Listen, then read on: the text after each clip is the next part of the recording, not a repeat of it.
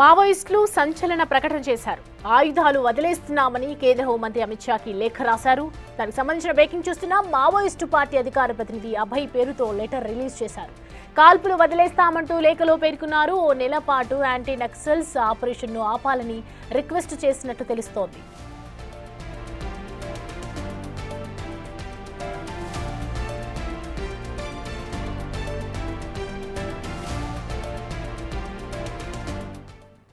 Right, ఈ అంశానికి సంబంధించి పూర్తి డీటెయిల్స్ అందించడానికి మా ప్రతినిధి ఖమ్మం నుంచి భాస్కర్ మనకి అందుబాటులో ఉన్నారు. భాస్కర్, మావోయిస్టులు కాల్పులు వదిలేస్తామంటూ ఆ లేఖలో పేర్కొన్నట్లుగా అర్థమవుతోంది. సో ప్రజెంట్ దీనికి సంబంధించి అమిత్ షా ఏ విధంగా రియాక్ట్ అవుతున్నారు, పూర్తి డీటెయిల్స్ చెప్పండి.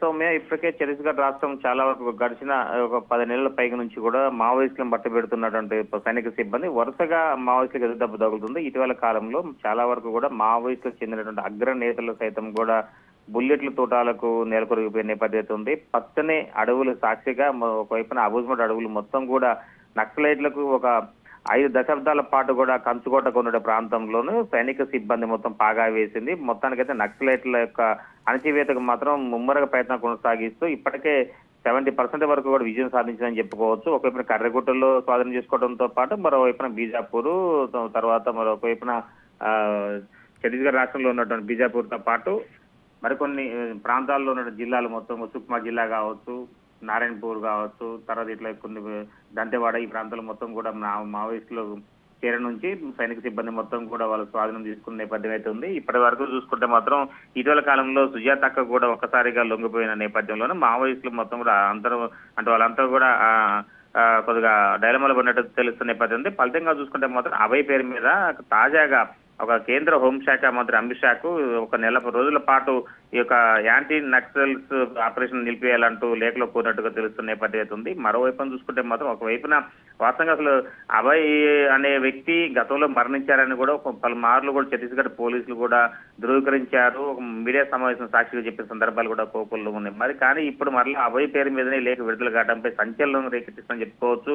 ఒకవేళ నిజంగా అభయ్ ఉన్నాడా, ఒకవేళ ఉన్నారా లేకపోతే ఇది వేరే వాళ్ళు ఎవరు చేసిన పని అయిన దానిపై కూడా పూర్తిగా తెలవాల్సిన అవసరం అవుతుంది. మరోవైపున ఒక లేఖ అది విడుదల అవుతుంది, లేఖ మాత్రం బయటకు చూపెడుతున్నా కానీ మరి ఆ లేఖ వాస్తవంగా మావోయిస్టుకు సంబంధించిన వచ్చిందైతే మాత్రం చాలా వరకు మరి దీనిపై కేంద్ర హోంశాఖ మంత్రి స్పందన ఎలా ఉంటుందనే దానిపై కూడా చర్చ నడుస్తున్న నేపథ్యం అవుతుంది. మరోవైపు ఈ రోజు రాజ్నాథ్ సింగ్ సైతం కూడా హైదరాబాద్ పర్యటనలో ఉన్నారు. ఆయన ఇక్కడ ఉన్న పర్యటన నేపథ్యంలోనే ఒకవైపున ఒక మావోయిస్టులు మాత్రం ఒక్కసారిగా ఈ లేఖ విషయంలో మాత్రం ఒకవైపున చూసుకుంటే కేంద్ర ప్రభుత్వం స్పందనపై కూడా ఒకవైపు మావోయిస్టులు సానుభూతి పరులు కావచ్చు, మావోయిస్టులు కావచ్చు మొత్తంగా ఎదురు చూస్తున్న నేపథ్యం అవుతుంది.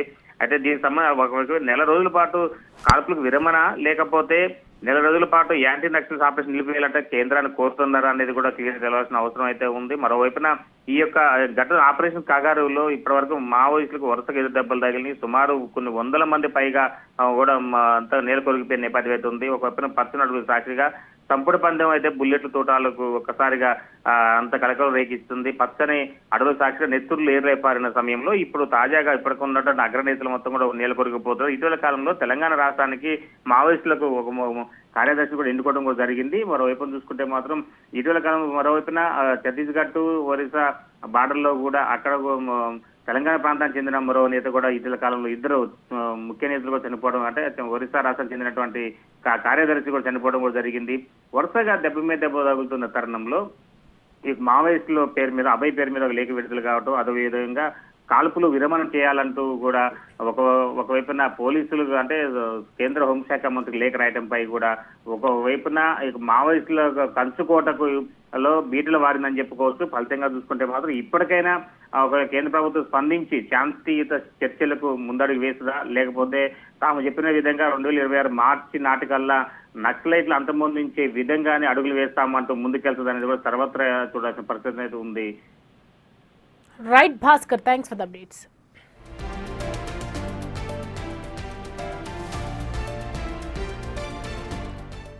రైట్. అభయ్ పేరు మీద రిలీజ్ అయినటువంటి లేఖ ప్రస్తుతం సంచలనం రేపుతోందని చెప్పొచ్చు. మావోయిస్టులు చేసినటువంటి ప్రకటన వదిలేస్తున్నాము అని చెప్పి, ఆయుధాలు వదిలేస్తున్నాము అని చెప్పి కేంద్ర హోంమంత్రి అమిత్ షాకి లేఖ రాశారు. దీనికి సంబంధించి పూర్తి డీటెయిల్స్ అడిగి తెలుసుకుందామా. ప్రతినిధి శివ జాయిన్ అవుతున్నారు లైవ్ లో. శివ, అభయ్ పేరు మీద లేఖ రిలీజ్ అయింది. మరి అభయ్ రిలీజ్ చేసినట్ట, ఎవరు రిలీజ్ చేసినట్లు అని చెప్పి డౌట్స్ కూడా మొదలవుతూ ఉన్నాయి. దీనికి సంబంధించి పూర్తి డీటెయిల్స్ ఏంటి, హోంమంత్రి అమిత్ షా ఏం చెప్పబోయే అవకాశాలు కనిపిస్తూ ఉన్నాయి దీనికి సంబంధించి? రైట్ సౌమ్య, ఇప్పుడు మావోయిస్టులు లేక ఒక సంచలనం అయితే రేపుతోంది. ఒక ప్రకటన వాళ్ళు విడుదల చేశారు. ఆయుధాలు వదిలేస్తామంటూ కూడా ఇటు మావోయిస్టు నేత నుంచి ఈ అభయ్ పేరిట ఒక లేఖ అయితే వైరల్ అవుతూ ఉంది. దానికి సంబంధించి అందరూ కూడా నిజంగానే అభయ్ రాశారా లేదా అతని పేరు మీద ఎవరైనా రాశారని చెప్పి మాత్రం కొన్ని ఊహాగానాలు వ్యక్తమవుతున్నాయి. ఇటు కేంద్ర హోంమంత్రి అమిత్ షా అలాగే ప్రధాని నరేంద్ర మోడీ ఇద్దరికి కూడా లేఖ రాసినట్టు తెలుస్తోంది. ప్రధానంగా ఏదైతే తక్షణమే ఆపరేషన్ కగార్ను నిలిపివేసి ఎన్కౌంటర్లు ఆపేస్తే గనక ఆయుధాలు వదిలేస్తామంటూ మావోయిస్టులు కేంద్ర హోంమంత్రికి లేఖ రాసినట్టు తెలుస్తోంది. ఇక సిపిఐ మావోయిస్టు అధికార ప్రతినిధి అభయ్ పేరిట ఈ స్టేట్మెంట్ రిలీజ్ అయినట్లు కూడా తెలుస్తోంది. అయితే అమిత్ షా 2026 మార్చిలోపు భారతదేశ వ్యాప్తంగా కూడా మావోయిస్టులను ఉండనివ్వబోమంటూ కూడా డెడ్ లైన్ విధించారు. మార్చి 2026 వరకు మొత్తం ఎక్కడైతే మావోయిస్టులు ఉన్నారో మావోయిస్టు రహిత దేశంగా భారత్ ను తీర్చిదిద్దామంటూ కూడా తెలియదు. దానికి సంబంధించి ఇప్పటికే అన్ని రాష్ట్రాలకు గైడ్ లైన్ జారీ చేశారు. మరోవైపు అన్ని రాష్ట్రాల డీజీపీలతో కూడా గతంలో ఢిల్లీ వేదికగా సమావేశాన్ని కూడా ఏర్పాటు చేశారు. ఇక ఇది భద్రతా బలగాలకు అతిపెద్ద విజయంగానే అందరూ భావిస్తున్నారు. చూడాలి మరి. ఇక అప్పుడు కేంద్ర ప్రభుత్వం నుంచి కానీ ఇటు ఆ కేంద్ర హోంశాఖ నుంచి కానీ పిఎంఓ నుంచి కానీ ఎటువంటి ప్రకటన అయితే దీనికి సంబంధించి రాలేదు. నిజంగానే అభయ్ పేరిట లేఖ రాశారా, ఆ లేఖ కేంద్ర హోంశాఖకు అందిందా లేదా అనేది కూడా చూడాల్సి ఉంది. కానీ ఒక అభయ్ పేరిట లేఖ అయితే విడుదల చేశారు. దానికి సంబంధించి ఇంకా అధికారికంగా ప్రభుత్వ వర్గాల నుంచి అయితే ఎటువంటి సమాచారం లేదు. సౌమ్య, శాంతి చర్చలకు సిద్ధంగా ఉన్నామని చెప్తూ ఉన్నారు. అంటే చర్చలు జరిగే అవకాశాలు ఉన్నాయనుకోవచ్చు శివ? అంటే గతంలో కూడా చర్చలకు ఆహ్వానించారు. కంప్లీట్ గా ఆయుధాలు వదిలేసేయండి, జనజీవన స్రవంతులు కలుసుకోవాలి, అందరూ కూడా మావోయిస్టు రహిత దేశంగా కూడా తీర్చిదిద్దాలనేది కూడా ప్రధానంగా అందరూ భావిస్తున్నారు. దానిలో భాగంగా గతంలో బండి సంజయ్ కేంద్ర హోంశాఖ సహాయ మంత్రి, తెలంగాణకు చెందిన బీజేపీ సీనియర్ నేత, ఎంపీ, ఇటు కేంద్ర హోంశాఖలో సహాయ మంత్రి ఉన్నారు. ఆయన కూడా గతంలో కూడా దీని గురించి ఆపరేషన్ కగార్ గురించి కానీ, మరోవైపు ఈ మావోయిస్టులందరూ కూడా జనజీవన స్రవంతిలోకి వచ్చేయాలి, 2026 మార్చి కల్లా మావోయిస్టులు అయితే దేశంగా చేసేందుకు భారత ప్రభుత్వం ప్రయత్నాలు చేస్తుంది. కాబట్టి ఎవరు కూడా ఇటువంటి ఎన్కౌంటర్ లో బలి కాకుండా అందరూ కూడా ప్రాణాలతో బయటకు వచ్చి లొంగిపోవాలనేది కూడా గతంలో కూడా బండి సంజయ్ గానీ కేంద్ర హోంశాఖ ప్రభుత్వ వర్గాలు కొన్ని మావోయిస్టులకు పిలుపునిచ్చాయి.